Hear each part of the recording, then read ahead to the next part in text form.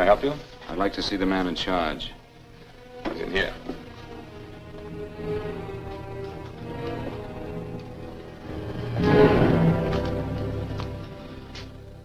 I want to report a murder. Sit down.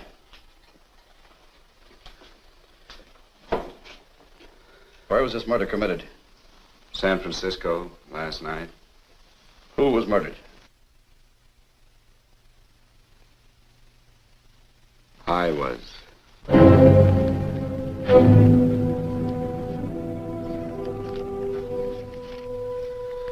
Well, do you want to hear me out or don't you, Captain? I don't have very much time.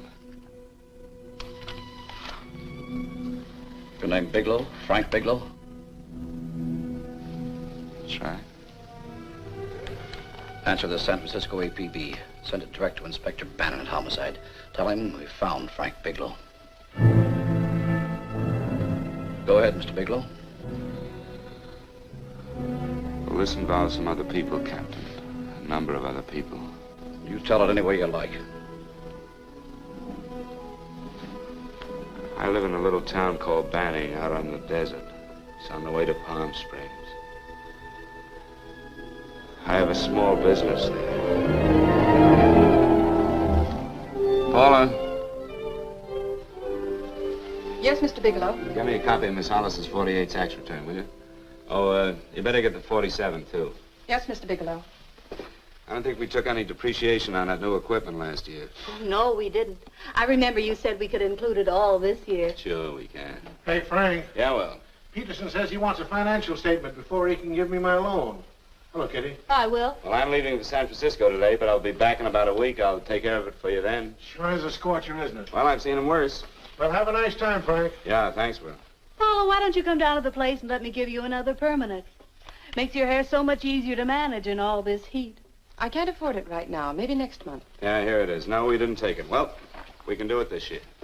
You work it out any way you think best. Have a nice trip, Frank. Sure, Kitty. See you when I get back. Bon voyage. Why don't you come down anyway, Paula? We'll work out a deal on that permanent. Thanks. Maybe I will. Hello? Oh, hello, Mr. Hawkins. Just a moment. Do you want him to send your ticket over? No, I'll pick it up myself. No, never mind. Mr. Bigelow will pick it up at the station. Bye.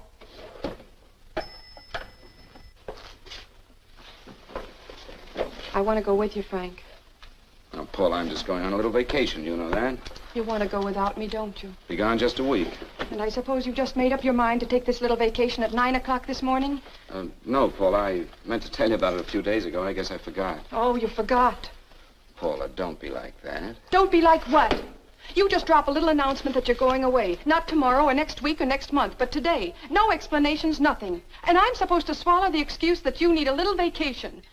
I just want to get away from town for a few days, that's all. Get away from this town or get away from me. Oh, Paula, please try to understand. How can you ask me to understand anything like this? No, I'm sorry, but I don't understand.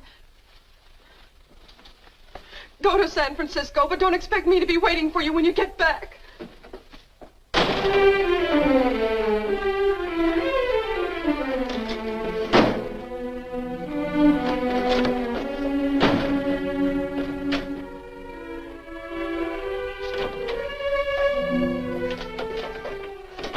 Paula, please, Paula. Come on, turn around, look.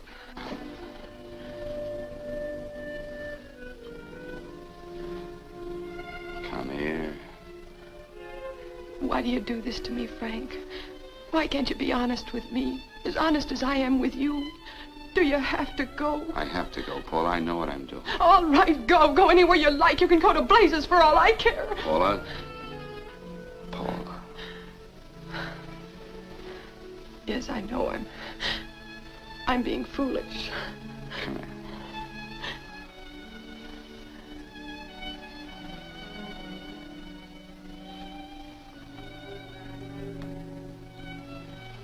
Come on, fix your face. We'll go down to Eddie's and have a drink. All right, why not?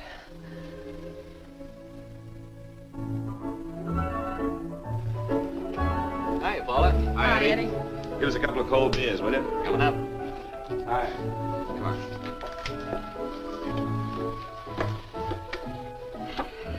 What a relief. This air conditioning feels good. I sure wish we had it in the office. It'd make working a pleasure.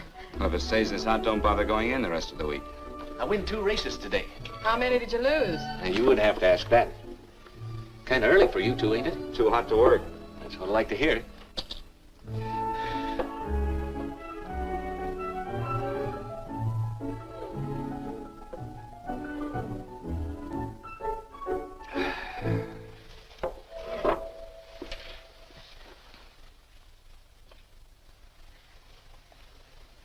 Frank, you'll take me with you, won't you? You will, won't you? Or am I crowding you? What do you mean, crowding me? Maybe you do need this week away alone. Maybe we both do. I know what's going on inside of you, Frank. You're just like any other man, only a little more so. You have a feeling of being trapped, hemmed in, and you don't know whether or not you like it. Look, Paula, I'm going to be honest with you. I care too much for you not to be honest with you. I'm as much concerned for your happiness as I am for my own. I know you've had one bad experience, Frank. I know all about it. But you don't know what it can do to 2 people, Paula. And the woman always gets hurt more than the man. I don't want you to get hurt, darling. More than anything in the world, I don't want you to get hurt.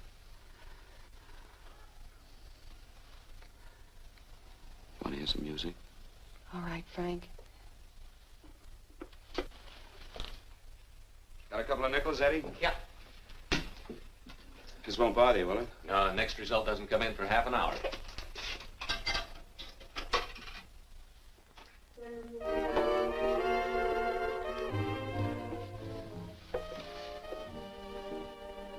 I thought that by now we'd be married.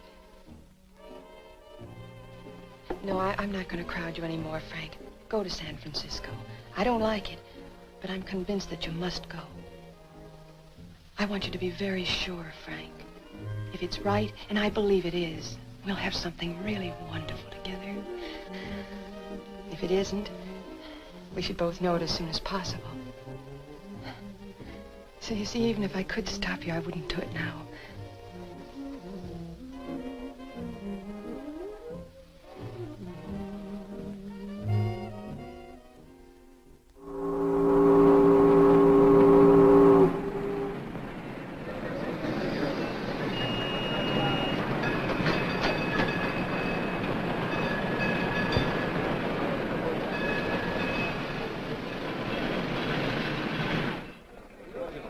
Yes, sir. My name is Bigelow. I have a reservation. Yes, sir.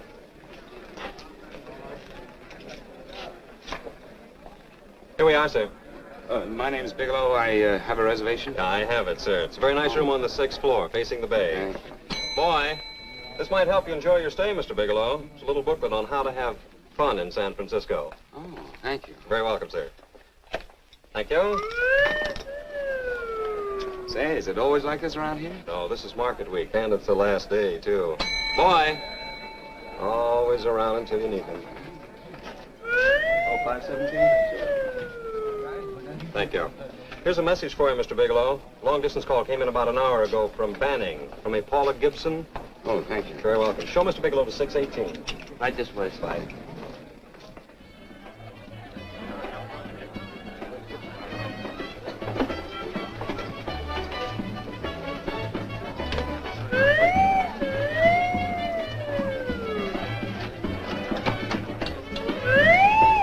Right this way, Mr. Bigelow.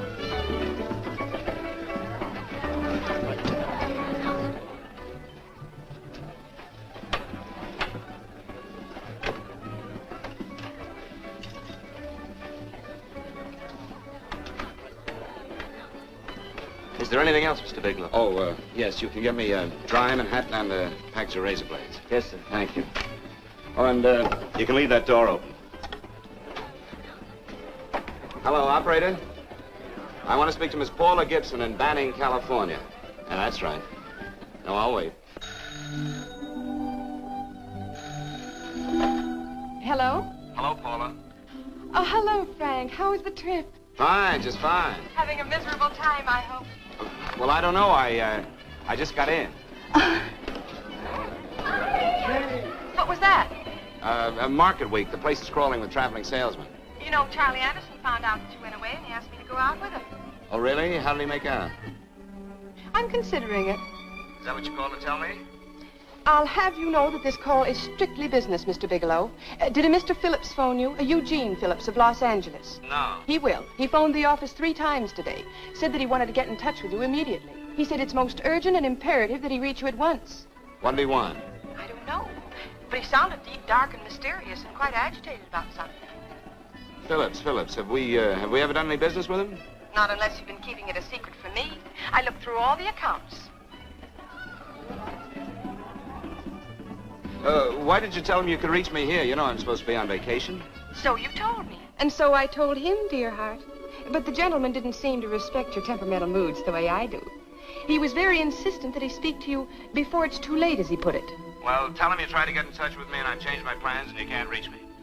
He won't talk to me. I told him that I was your confidential secretary, but I guess I didn't sound confidential enough. So I told him that he could reach you there this evening. Well, call him back. If it's as important as he says it is, he'll talk to you. Otherwise, he'll just have to wait until I get home. My, aren't we adamant this evening? All right, shall do. And Frank. Yeah? I don't quite know how to say this. Say what? Well, what I want to say is that there's nothing you can do that you ever have to feel guilty about. Oh. Sure. Thanks, Paula. I'll call you tomorrow. Frank.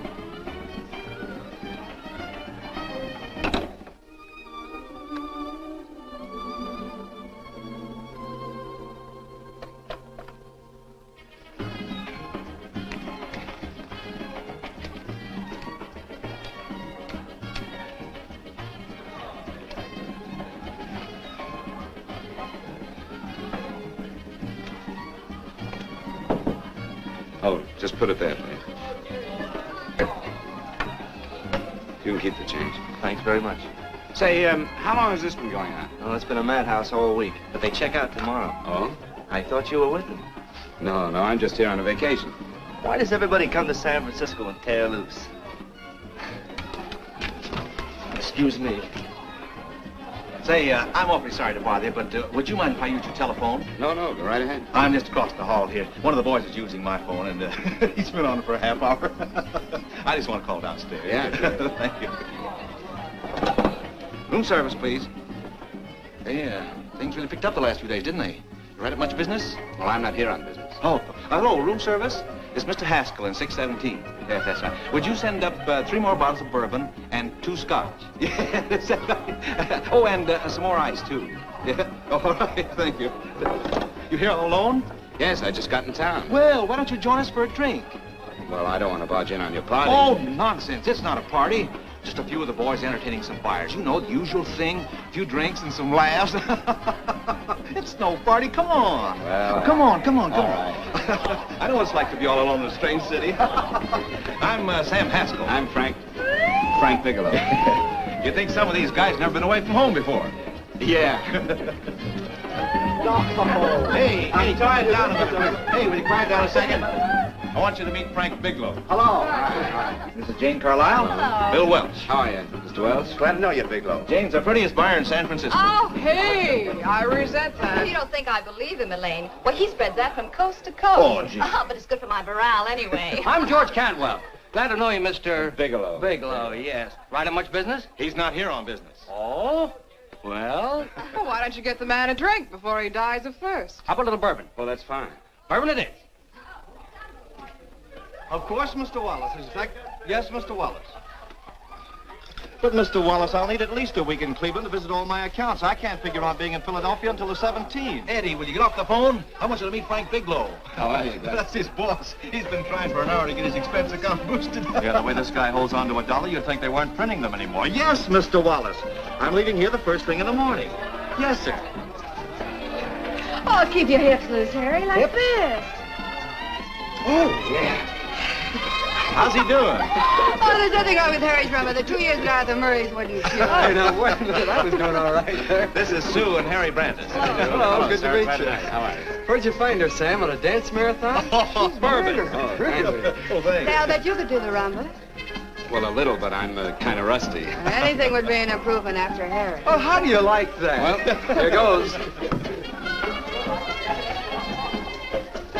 Hey, you're good. Oh, my wife, she's a good dancer, isn't she, Bigelow? Oh, yeah. Hey, fellas, I thought you were going to show us a good time tonight. Is this doing the town? That's right. We practically bankrupt our stores to buy everything you've got.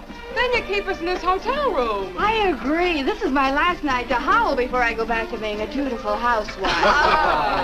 Well, it looks like we're stuck, boys. This is where we blow all our commissions in one night. Who cares? Who cares? And you're coming with us, Bigelow. Oh, no, thanks. You run along. I've got to get unpacked and have dinner. Oh, no, you're not going to get away from me.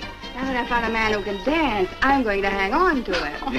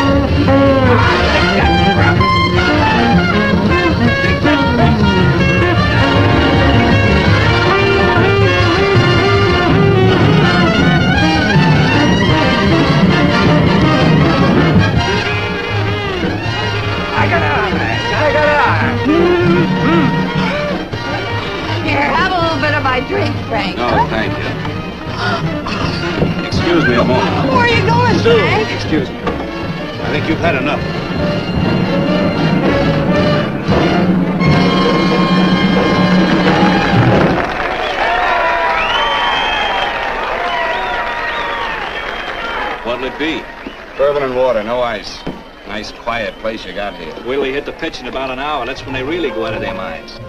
Who's the blonde? Oh, she's one of the chicks that hangs around here. She's jive crazy. Come again? Oh, you ain't hip, pal. Jive crazy means that she goes for this stuff. Just between you and me, I don't get it either, but I gotta listen to it. They're all connoisseurs, music lovers. Me, I like Guy Lombardo. What's the matter with him? Oh, he's flipped. The music's driving him crazy. Come down, Jack. Oh, don't buy me, man. I'm being light. Is the blonde alone? Oh, sure, society. She always comes in alone. Drives a big convertible, wears a mink coat, but knows everybody. But she always comes in alone. Thank you. I wanted to kiss you. I tried to. Give me another blast, Leo. What's your story, Jeannie? Easy.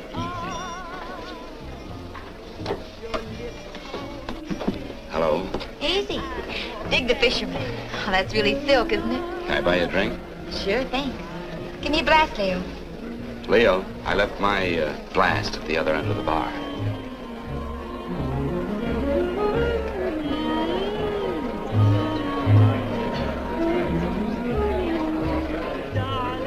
My name's Jeannie.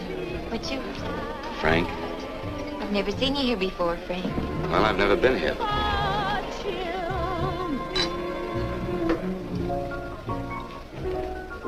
This isn't mine. Mine was bourbon. Well, sure it is. You saw me pour it. Give me a fresh drink. Anything you say. Oh, listen to that piano. Feel those vibrations. You don't get your kicks out of this, do you? I can live without it. Why do you stay here? I don't know. I bet I know. You're lonely in a big city. Why, you don't have to go into a routine with me. I like good company, too.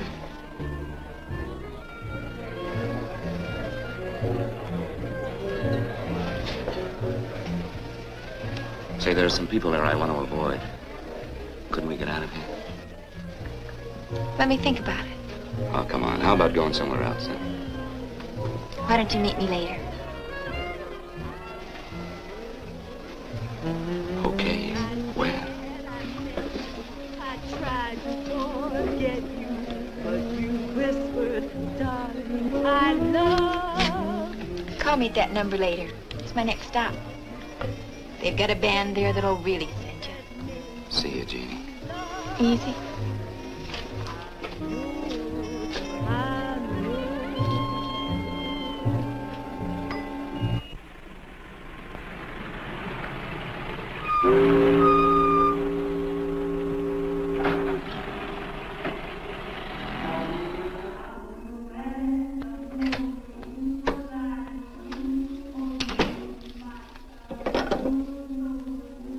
Never mind, operator.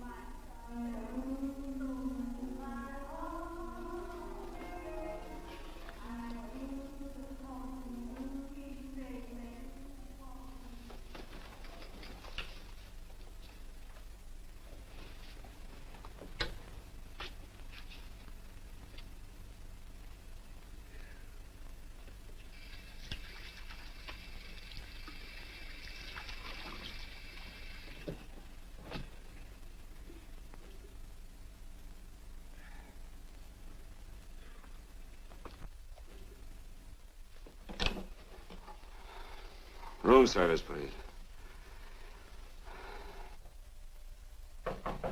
Come in.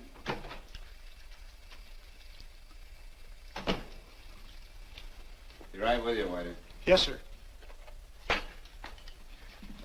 Dress well, sir? Yeah, sure. May I? Go ahead.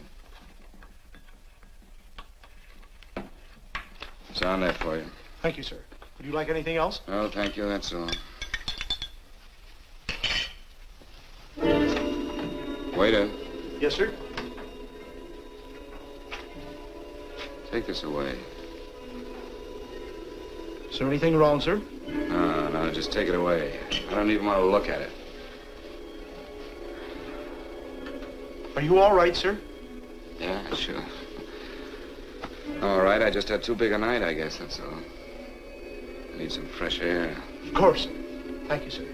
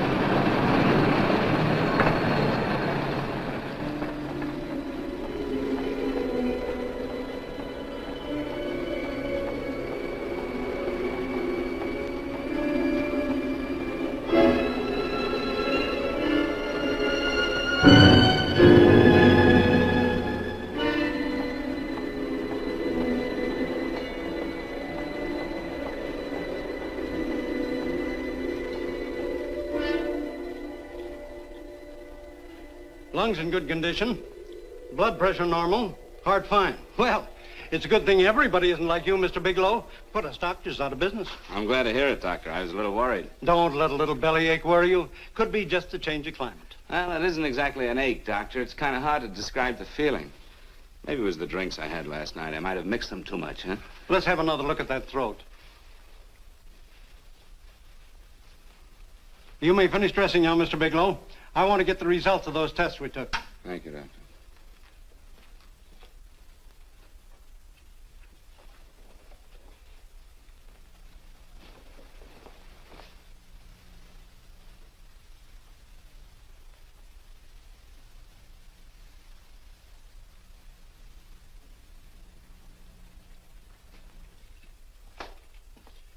Mr. Bigelow, this is Dr. Schaefer.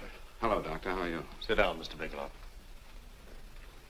According to the information you gave Miss Wilson, you're not married, Mr. Bigelow. That's right. Do you have any relatives, family, anyone in San Francisco? No, no one. I don't know a soul in San Francisco. Where is your home? What is this, Doctor? Why all the questions? You're a very sick man, Mr. Bigelow. Sick? But you told me I was in good shape. Yes, I know.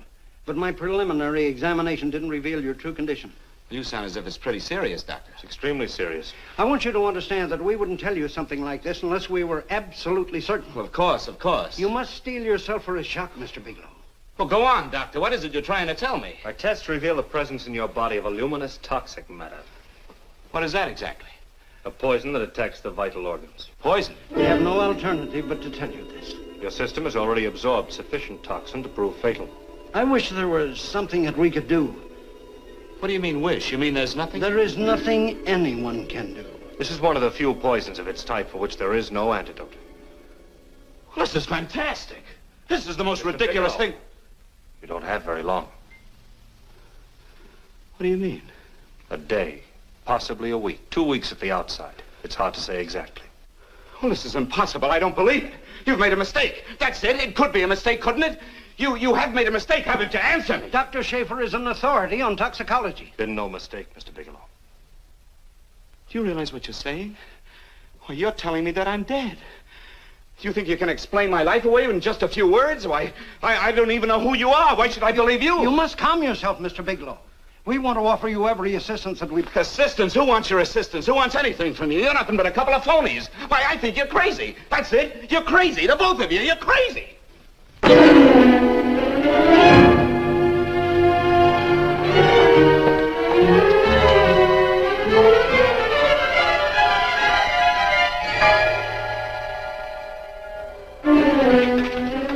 Where's the doctor? You just come in. Come on, tell me what... You have to go to the clinic before you come Get out here. of Doctor, What's the trouble here? What's the matter with you? Doctor, I want you to examine me for luminous poisoning. Come right in here.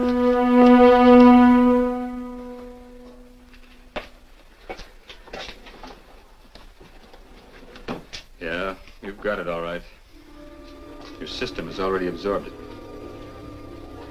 Are you sure, Doctor? Are you absolutely certain? Couldn't there be some mistake?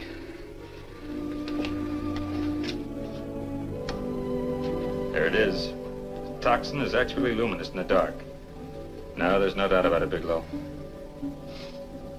I don't feel sick. My stomach is just a little bit upset. Maybe it's not as bad as you think, Doctor. That's characteristic. With a heavy jolt, you go suddenly in a matter of hours. But if the stuff is taken in a lesser degree, you last a while, and then...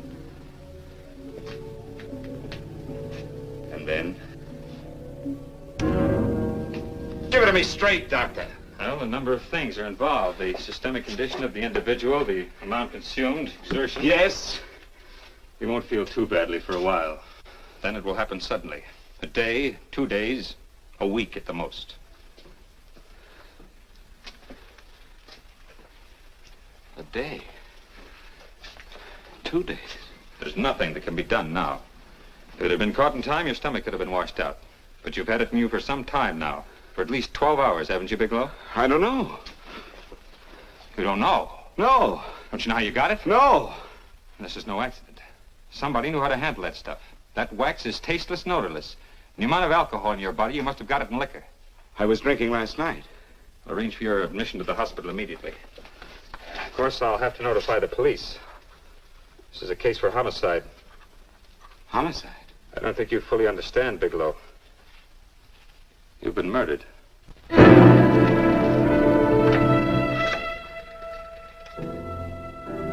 Get me police headquarters, please. Homicide Bureau.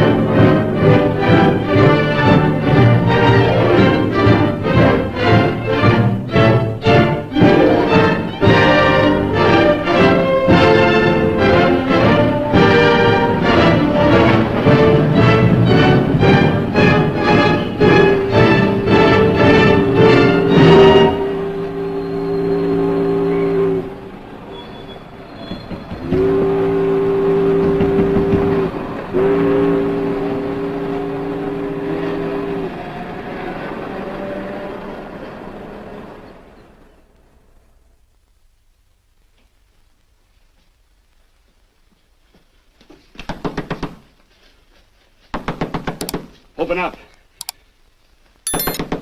Open this door, I tell you. Open it up or I'll break it down. Where are those men? Where are those men who were here last night? I don't know. There are no men here. Please go away. Don't lie to me. Where are they? Mister, this lady just checked in. Those men aren't here no longer. They checked out the hotel early this morning. Checked out? Please go away. I'm sorry. I'm terribly sorry.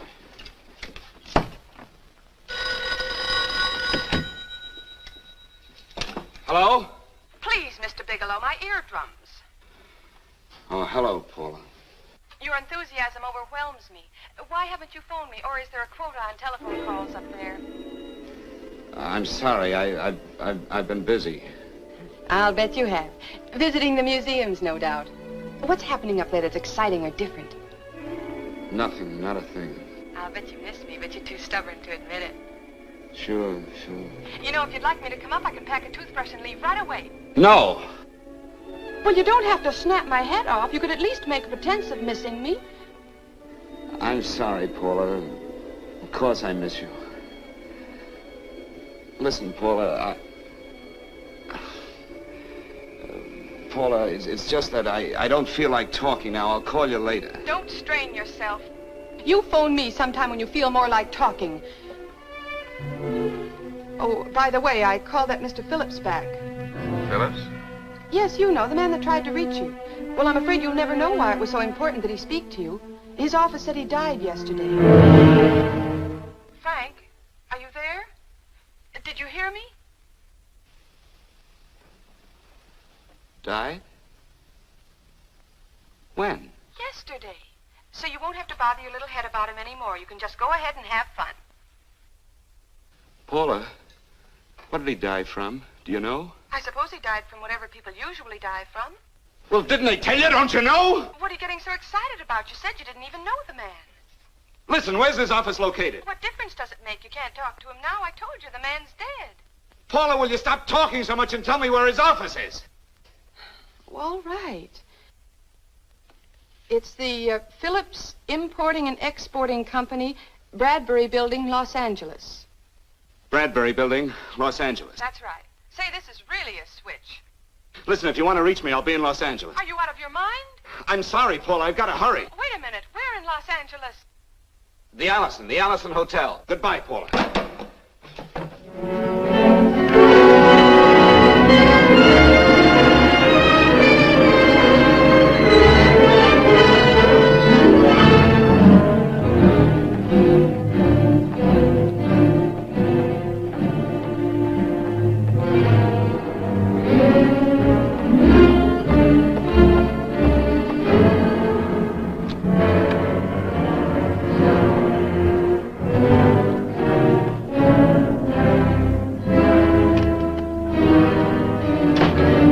See someone in charge here. What is it in regard Well, to? it's a personal matter. It's quite urgent. Perhaps Mr. Halliday can help you. Who's he? He's our controller. Your name, please? Bigelow. Mr. Bigelow to see you. Send him in. Go right in, please. That door.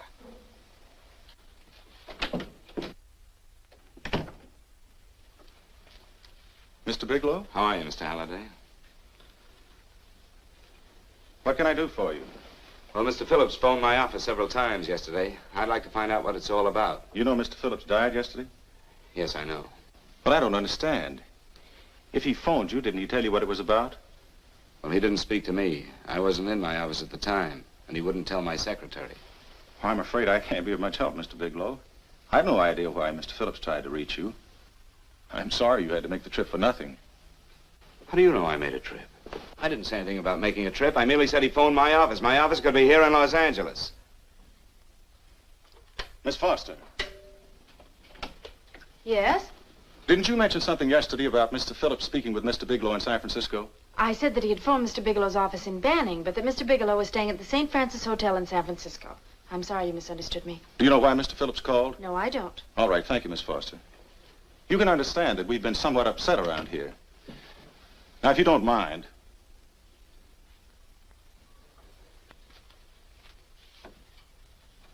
Did Mr. Phillips have a wife, family, anyone that could help me? you can't intrude on people at a time like this just to satisfy some curiosity. It isn't just curiosity. Then I suggest you wait a week or so. I can't wait. Well, I'm sorry you'll have to. Well, there's always a phone book. You're a pretty aggressive fellow, Bigelow. Are you quite sure that this is as important as you make it appear to be? It's important. Mrs. Phillips lives at the Sunset Arms Apartments. Thank you. I needn't tell you she's under a strain. I suppose you're capable of using a little more tact with her than you demonstrated with me. I think I can handle it. By the way, what was the cause of Mr. Phillips' death? Suicide. He leaped from the balcony of his apartment.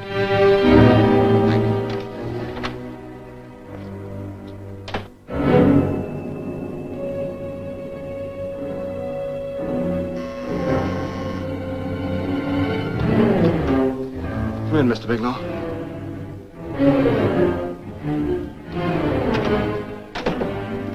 I'm Stanley Phillips, Eugene's brother. Halliday phoned that you were coming.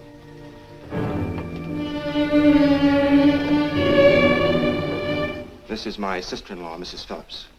I'll try to make this as brief as possible, Mrs. Phillips. I'm afraid I can't be of any help to you, Mr. Bigelow. I haven't the slightest idea why my husband wanted to speak to you. Well, I guess Halliday covered just about everything. Did your husband ever mention anything about me, Mrs. Phillips? Anything at all? No, I can't recall Eugene ever having mentioned your name.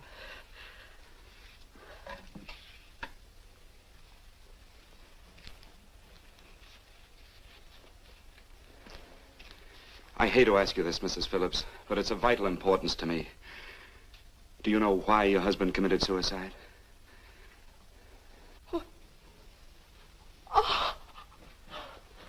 You're certainly not the most diplomatic person in the world, are you, Bigelow? Were you a friend of my brother's? I never met him.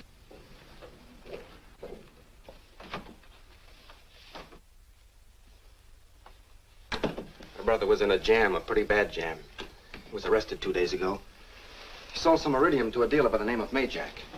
It's a very rare metal, very costly. Anyway, the iridium turned out to be stolen. He was released on bail yesterday, but he faced a pretty stiff prison term. And have committed suicide for less. Yes, I know. That's how the police feel about it. What puzzles me, though, is this crooked deal. Knowing Eugene, you wouldn't say he's the type of man to be mixed up in anything like that, now would you? I told you I never met him. That's right, so you did.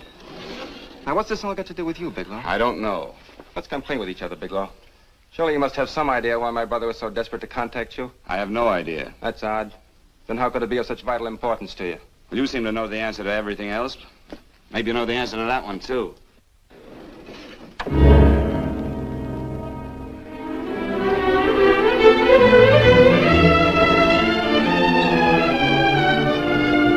There's a message here for you to call operator 82 at Banning. Oh, thank you. Show Mr. Bigelow to room 821. Say, would you have the operator put this call through to my room right away? I'll take Yes. it up there. Thank you. Hello, operator. Here you are. I'll call you if I need anything. Thank you, sir. Hello, Paula?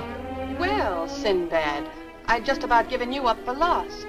Now, do you mind telling me just why you rushed down to Los Angeles? I can't explain it to you just now, Paula. I just can't explain it. What's going on, Frank? You don't even sound like yourself. Well, I'm just a little tired, Paula, that's all. But I miss you. Oh, Frank. I can't tell you how good it is to hear you say that. And here I was worrying that I'd lost my charm. When are you coming home, Frank? Soon, Paula. I'll be home soon. I'll go right out and get myself a permanent so I'll be pretty when you see me. Hey, guess what? I found that Phillips name in your notarial ledger. Notarial ledger? Yes, of all places. I remember now I made the entry myself. You had notarized a paper one morning before I came to work. What kind of paper was it? A bill of sale for a George Reynolds made out to Eugene Philips of Los Angeles. So you see, I was right. We hadn't done any business with Phillips, only indirectly. What was the bill of sale for? A shipment of iridium, whatever that is. Iridium? You mentioned at the time that this fellow Reynolds had made some kind of a deal in Palm Springs, and he stopped in your office early in the morning on his way north to have it notarized. Wait a minute. Wait a minute, George Reynolds. That was about 6 months ago, wasn't it? That's right, 6 months ago. Thanks, goodbye. Goodbye. Hello, operator. Get that number back for me.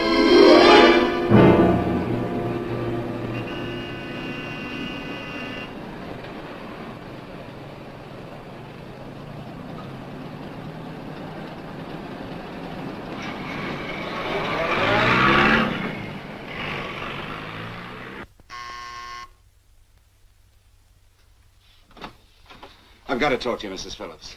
Please, go away. I want to be left alone. But I found out why your husband wanted to see me. It was in connection with a bill of sale. Come in. Thank you. What do you know about a man named George Reynolds? George Reynolds? Yes. Why, that's the man my husband claims sold him the iridium. And what did Reynolds claim? Reynolds disappeared. Yes? About 2 months ago, my husband grew suspicious that something was wrong. Since then, he tried in every way to locate Reynolds, but could find no trace of him. But I don't get it. Your husband could have proved he made a legitimate deal by showing the bill of sale he got from Reynolds. Then there was a bill of sale? Yes, of course there was. My husband swore there was, but at the time of his arrest, he couldn't find it. It was mysteriously missing. Well, then, if your husband could have shown proof, it would have been George Reynolds who would have faced the prison term. Eugene was convinced that Reynolds had stolen the bill of sale. He was the only one who had reason to eliminate evidence of the transaction. Thank you, Mrs. Phillips. Thank you very much. You've been very helpful. Oh, if you'd only come sooner, Mr. Bigelow. My husband might be alive today. I know.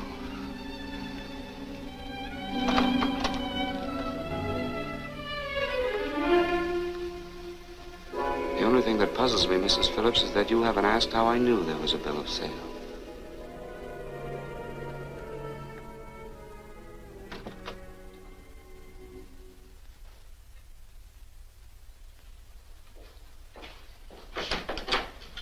Mr. Halliday isn't in. He should be back shortly. I think you're the one who can help me, Miss Foster. Mr. Phillips tried to reach someone else before he called me yesterday, didn't he? Why don't you ask Mr. Halliday? Obviously, Mr. Halliday wasn't here yesterday, or he wouldn't have had to learn from you that Phillips called me. And you're the logical person to know who else Phillips called. I don't believe that's any of your business, Mr. Bigelow. Don't think you're revealing anything confidential, Miss Foster. I know that he tried to reach somebody else. Mrs. Phillips told me. You're bluffing, Mr. Bigelow. I don't know what you're after, but you're trying to trick me. Mrs. Phillips didn't tell you a thing. How do you know that? Mrs. Phillips knows nothing about it. She doesn't. Well, why wouldn't she? Wait a minute. I was talking about George Reynolds. Who did you think I meant? Just who is it that Mrs. Phillips doesn't know I about? told you before, that's none of your business. All right, young lady, I'm going to give it to you straight. Phillips was murdered. Murdered? I don't believe you. He told me because he needed me to clear him. Phillips was innocent. Innocent men don't have to jump out of windows. Murdered? Just who are you trying to protect, Miss Foster? Why are you so afraid to tell the truth? I'm not protecting anybody. I haven't any more to say. All right, young lady, listen to me. This thing is going to explode wide open. If you've got nothing to hide, you better start talking. Or maybe you are mixed up. No! Well, then come on. Mr. Phillips called Marla Rakubian. He went to see her yesterday morning. Who's Marla Rakubian? She's a model. She and Mr. Phillips used to be quite friendly, but he hadn't been seeing her for quite some time. Come on. The last couple of months, he'd been trying to locate her and finally learn where she lived yesterday morning. When he returned from seeing her, he was terribly upset and excited. That's when he had me put in the calls for you. When he couldn't reach you, he went home. The last time I saw him alive. Give me Marla Rakubian's address. I don't think Mr. Phillips realized I was aware of his friendship with Marla Rakubian, and out of respect for him, I never intended to tell anybody.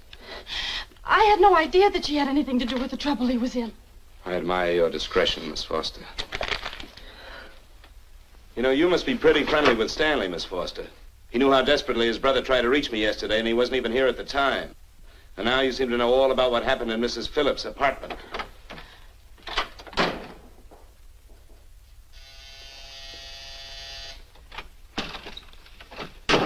Miss Rakubian? Yes? What do you want? Get out of here or I'll call the police. Go ahead, call him. Well, go ahead, call him. Going on a trip, huh? Yes, going away for the weekend. Sailing for Buenos Aires tomorrow, some weekend. I'll send you a postcard. Now get out of here. Who are you going with, George Reynolds? Never heard of him. I suppose you've never heard of Eugene Philips either. Just who are you? What do you want? Never mind who I am. Where's Reynolds? I told you I don't know him. Now will you get out of here and leave me alone?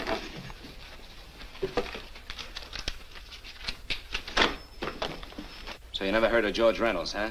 And don't try to tell me that this isn't him because I've seen him. If you think you can scare me, you're crazy. Look, I know that Phillips came here yesterday. And right after he left, he was pushed out of a 6-story window. Pushed? Phillips committed suicide. Your playmate Reynolds murdered Phillips. Then he went up to San Francisco to get me. Because I knew about a certain bill of sale. I don't know what you're talking about. You're in this right up to your pretty little neck. I'm not mixed up in anything. Get your hands up. Drop that picture on the couch. Turn around. Don't get any ideas because I'm not afraid to use this. Give me your wallet.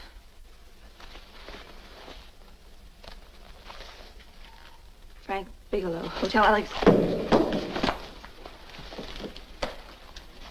All right, now where's Reynolds? I don't know. I don't know where he is. Is that what you told Phillips yesterday? I told him exactly what I'm telling you. I haven't heard from him in months. Yeah? You're mighty careful of the picture of a man you haven't heard from in months. What does the Ray stand for? It was a pet name. Do you mind? Oh, it sounds very cozy, Miss Rakubian. You and Reynolds call each other pet names while you make a sucker out of Phillips. Phillips made the deal because he wanted it. Yeah? I'll bet you weren't above using what it takes to help make him want it.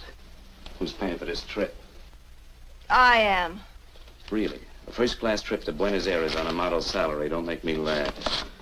Since you and Reynolds aren't seeing each other anymore, you don't mind if I keep this, do you? If I were a man, I'd punch your dirty face in. You know, I really believe you would. Oh, I almost forgot. Your tickets. Don't be surprised if I'm there to see you off.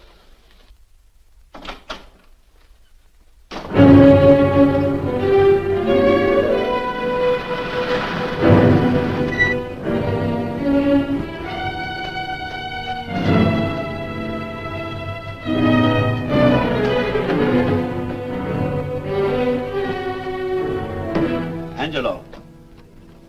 Angelo!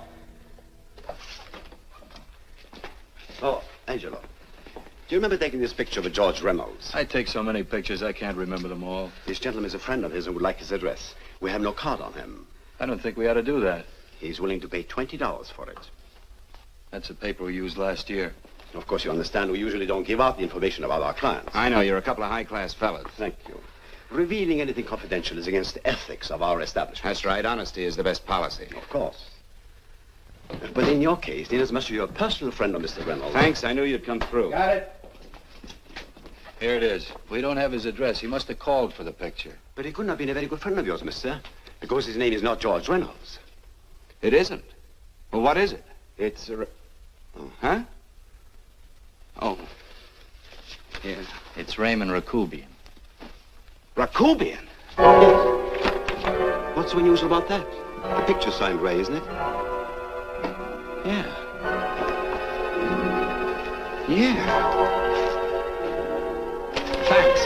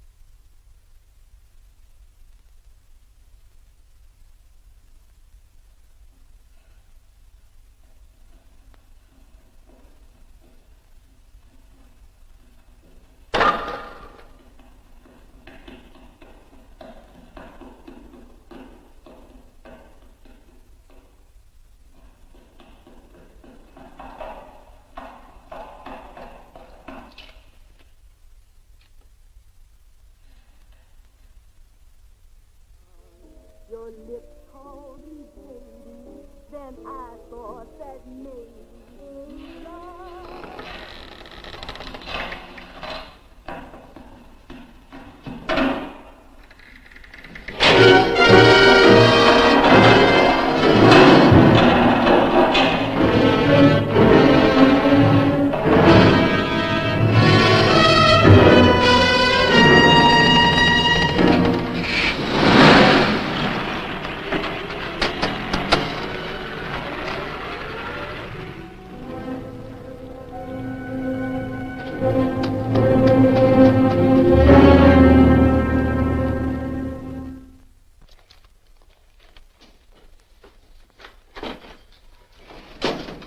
Bigelow, are you all right?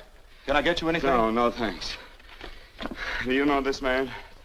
No, I don't think so. Are you sure you've never seen him? I'm quite sure.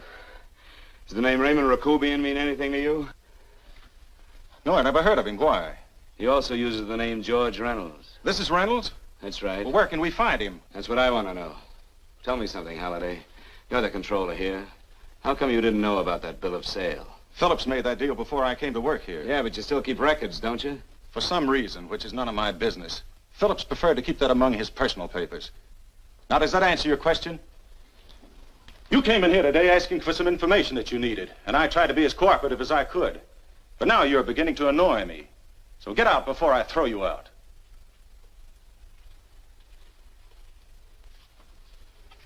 You know, you really frighten me.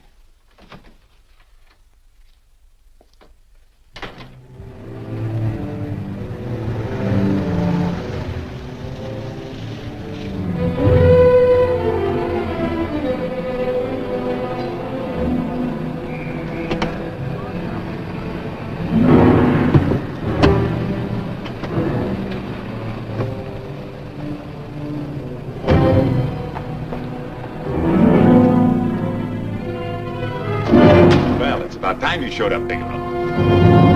Go ahead, Dave.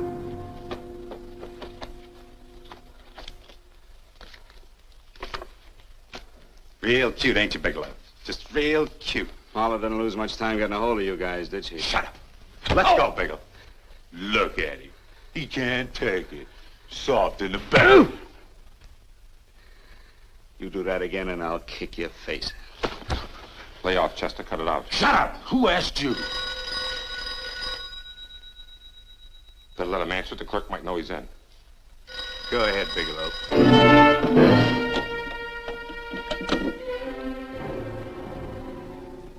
Hello? Frank. Frank, why did you hang up on me? I've been trying to get you for hours. I'm sorry, Paula. I was in a hurry. Well, don't be in such a hurry this time. You didn't give me a chance to finish what I had to say. What's the name? I wanted to tell you that McGowan was in hollering his head off because you didn't go over the books. Tell McGowan to get another auditor. Sure. Sure, I'll just do that little thing and lose the best paying account we've got. Do as I tell you, Paula. Frank, are you drunk? Paula, how much we got in the bank? About $2,200. Draw it out tomorrow. Sure. Then what do? Skip town without paying our bills? Forget the bills. You know that coat you always wanted? Buy it. You are drunk. You know, if I didn't have such a good character, I'd be tempted to take advantage of your intoxicated state, Mr. Bigelow. I'm not drunk, Paula. Well, then don't tell me that one day away from me can affect you this way. Cut it short. Paula, Yes? I'm sorry I left you. I never realized how much I love you. But I know it now. Oh, Frank, darling, I love you too so very much. Please come home. I miss you terribly. I said cut it short. I'd just love to let you have it, Bigelow. Let's go, Chester. This guy's kept us waiting long enough now. Walk in front of me, Bigelow. And keep your mouth shut. If you so much as look cross-eyed at anybody, I'll blow the back of your skull out.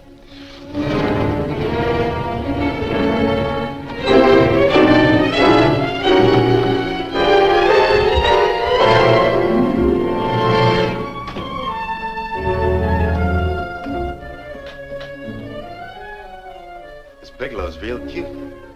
He wanted to get tough with Chester. He don't know Chester. Did you get the picture? Don't I always get what Mr. Majak sends me after? Major. That's right. I'm the dealer who bought the iridium from Phillips. I get it. You have Rakubian unload stolen stuff on Phillips with the help of Marla here, and then you buy it back from him. Oh, you certainly made a sucker out of Phillips. What is it, Mr. Bigelow? Exactly what is on your mind? I'm looking for Raymond Rakubian. Why? Well, now, Marla here has told you everything else. I'm sure she must have told you that, too. You don't expect me to believe this conversation. So, what is on your mind? I mean, underneath. You forced your way into my affairs, and now I want to know why. I just told you. I'm looking for Raymond Rakubian. Don't get cute. I'm just itching to work you over. Soft in the belly. Can't take it. See what I tell you?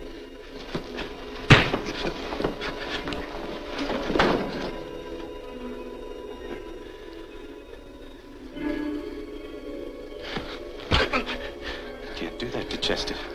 I'm gonna blow your guts out. Easy. Lay off, Chester, not now. Look at him. He's so scared of Chester, he talk now. He's not afraid, Chester. You can tell from a man's eyes when he is afraid.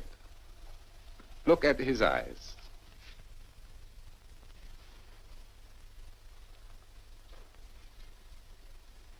Oh!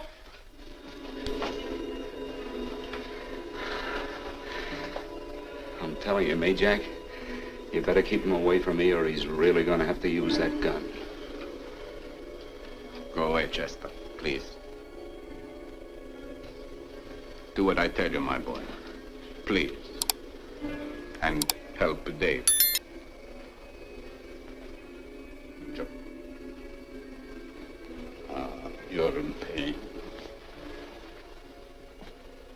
an unfortunate boy. He's psychopathic. He's unhappy unless he gives pain. He likes to see blood. Come with me, Mr. Bigelow.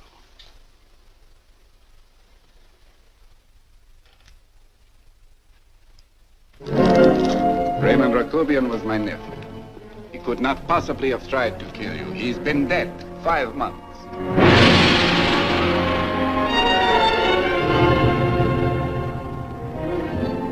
I'm afraid you have been sidetracked. Provided it is true that somebody made an attempt on your life. Somebody made an attempt again today. I had no reason to kill you, believe me. What do you mean you had no reason? I notarized a certain bill of sale. You notarized the bill of sale for Reynolds, not Rakubian. What I told you was true. I had no reason to kill you. That's a closet, Mr. Bigelow. And under other circumstances, you could go home now. But now you present a problem. You know too much, and I am in danger. Chester! Suppose I were able to prove to you that I only want to find the person who tried to kill me, and I won't cause you any trouble. You know I can go to jail for 10 years for this little business. 10 years. At my age, that's my life. That means my entire life. With my life, I do not take chances. I am sorry, believe me. You want Joe to go with you? No. Just Bigelow and me. And baby makes 3. But Major, goodbye, Mr. Bigelow, and forgive me. Let's go, Bigelow. I guess you won't be there to see me off.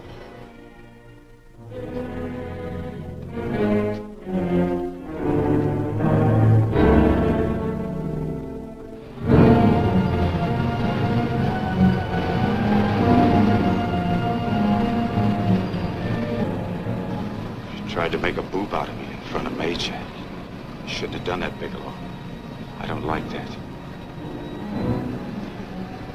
I'm going to enjoy this, Bigelow. I've done jobs like this before. I knocked off guys I could like. But I don't like you, Bigelow. I never liked that puss of yours from the minute I seen it. Yeah. I'm going to enjoy this.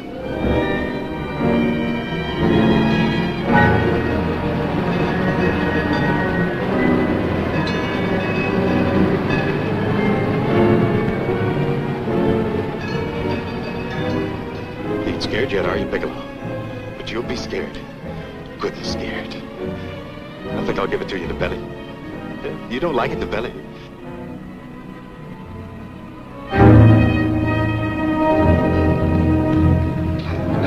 Good. Try it. I'd just love you to try it, Bigelow. Why don't you try it? Go ahead.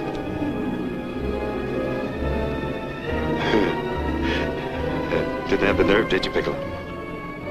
Yeah. I think I'll give it to you right in the belly.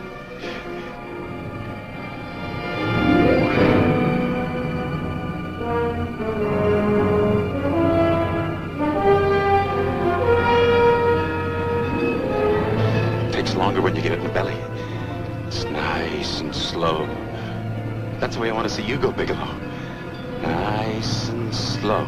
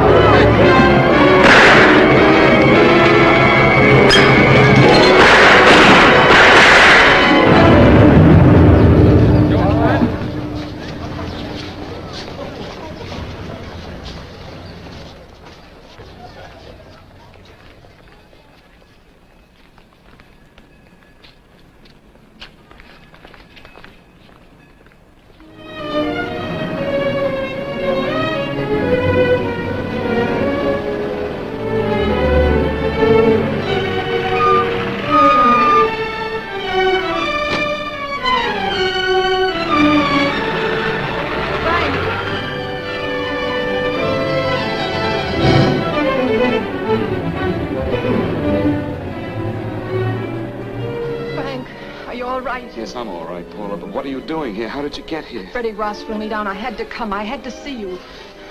You shouldn't have come, Paula. You shouldn't have. What is it, Frank? You're in some kind of trouble. I know it. Look at you. You're a sight. Your clothes look as if you've slept in them. Are you ill? You are. You're feverish. I'm all right, Paula, and I'm not in any trouble, believe me. You're lying, Frank. Right after I spoke to you, I got a phone call from the San Francisco police. They asked if I knew where you were. You didn't tell them anything, did you? Of course not. It was the homicide detective that called. What is it, Frank? If you're in any kind of trouble, you certainly can trust me. Look, I'm not in any trouble with the police, Paula, believe me. But you can't stay here. You've got to go back to Banning right away. No, I won't go, Frank. I won't. I'm staying here with you. Paula, it's better that you go back, believe me. Why? What's this all about? What have you got to do with this Phillips and Reynolds? Phillips was murdered. What could that possibly have to do with you? All you did was notarize a paper. You've notarized hundreds of papers. I know. All I did was notarize one little paper out of hundreds. Frank, you frighten me. You don't even act like yourself. I know that you're in trouble, that something is wrong, that you're in serious trouble. You frighten me, Frank. Oh, don't be frightened, Paula. Don't ever be frightened of anything again. Will you promise me that? I love you so much, darling. More than you seem able to understand. Oh. I never really knew happiness until I loved you. Sometimes when I used to be afraid that you weren't sure how you felt, I tried to hold back, but I couldn't.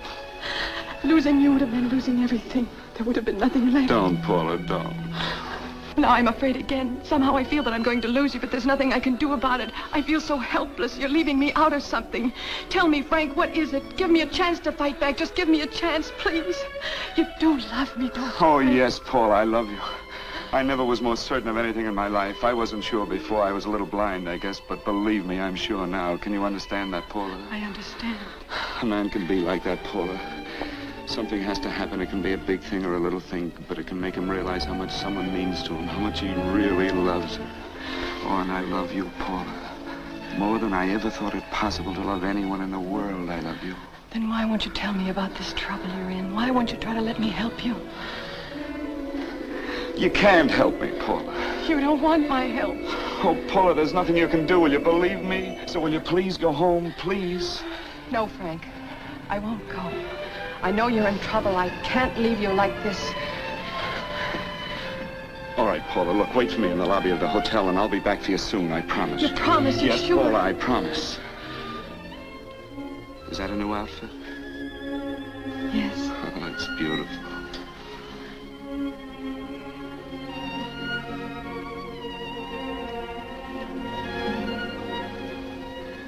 You'll come back to me, won't you, Frank? Yes, Paula, I'll come back, I promise. Please hurry, darling. Oh, I love you. I love you, Paula.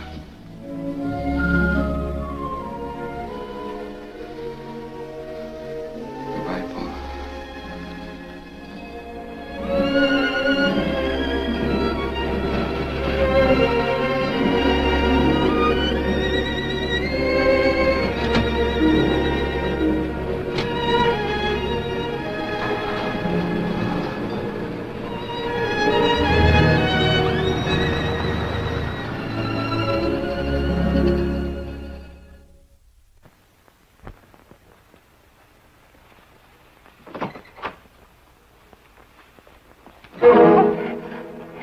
Stanley here? You sure? All right, get in there. Now get Stanley on the phone. Tell him to come over here right away. Use any excuse you want. What are you going to do? What was Stanley going to do when he used me for a clay pigeon today? I don't know what you're talking about. Don't act innocent with me. I fell for that once. I don't know what you mean. I told you everything you wanted to know this morning. Yeah, you told me just enough so I'd get sidetracked and wouldn't know that Stanley was the one I was after. Stanley? Oh, no. You and Stanley have been together on this from the start. Now, come on, get on that phone and call him. Don't let him know I'm here. Bigelow.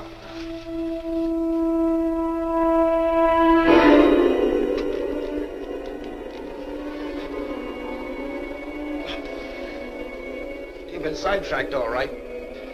But it was the poor bereaved little widow who did it. Miss Foster found this letter this afternoon. It's in my brother's desk at the office. It's postmarked 2 years ago. It isn't exactly the kind of a letter that a married woman gets from a casual friend. I'm sure my brother wasn't aware that they were so well acquainted when he hired Halliday. What's the matter hasn't felt right since dinner. Where did he have dinner? At Mrs. Phillips' apartment. Halliday was there, too, and Stanley confronted them with that letter. Did you have anything to drink? Yes, why? How long ago? Half an hour ago, just before I came here. Miss Foster, get on the phone, call the emergency hospital. Have them get an ambulance over here right away. What? Tell them to prepare a stomach wash for luminous poisoning. Luminous poisoning? Go on, do it, I tell you. You may still have a chance to save his life. But Go on!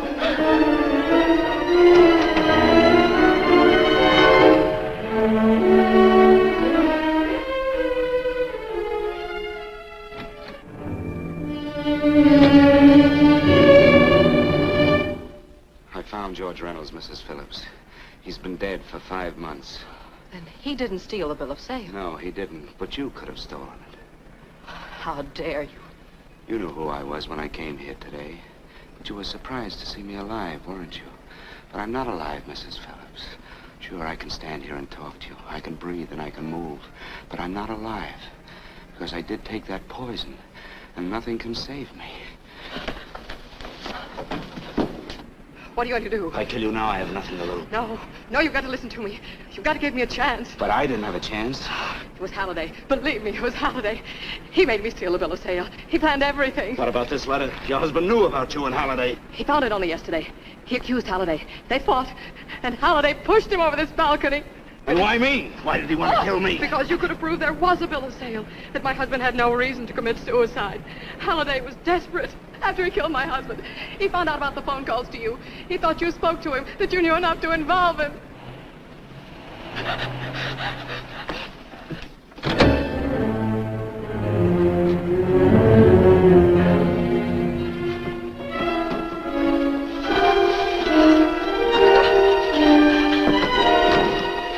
Where's Halliday? Where is he? He's in the office. This time you don't warn him.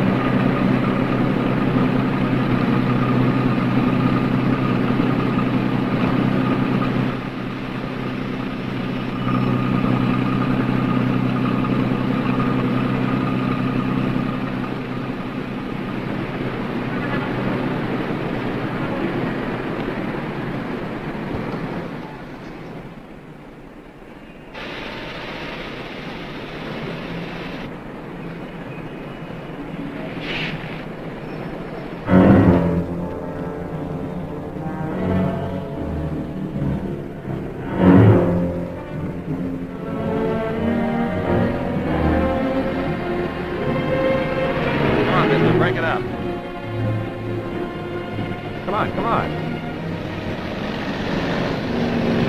Come on, move along. Come on, let's break it up. Move along now. Let's get going. Come on.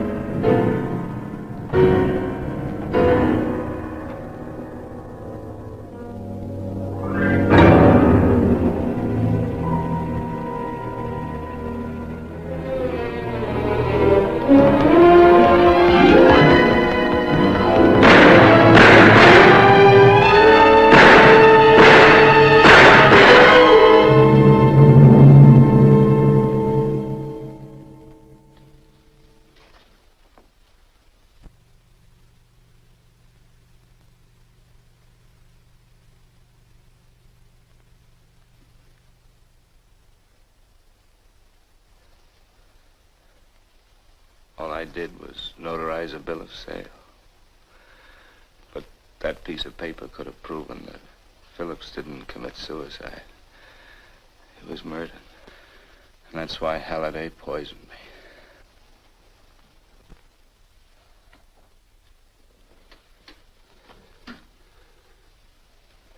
Would you?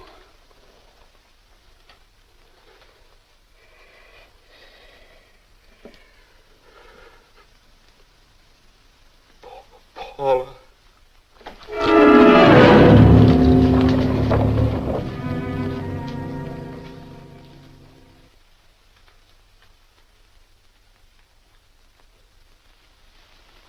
Call the morgue.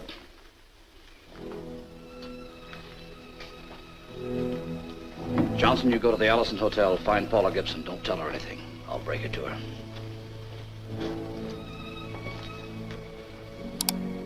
How shall I make out the report on him, Captain? Better make it dead on arrival.